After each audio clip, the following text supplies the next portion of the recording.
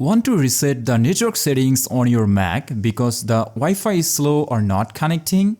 Let me show you the easy way. First, click the Apple logo at the top left and open System Settings. Now, click Network on the left side and choose Wi-Fi. Next, click Details next to your connected network. Scroll to the bottom and click Forget this network. Then, click Remove to confirm. This clears the saved settings for that Wi-Fi. Now, go back to the network page. Click the three dots and choose Locations. Click Edit Locations.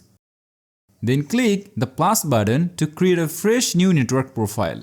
Give it any name you like and click Done. Finally, turn off your Wi-Fi and back on.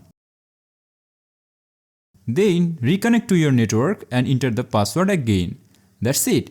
Your Mac's network settings are now fully refreshed. If this helped, please subscribe for more simple Mac tips from Mr. TECHFOX.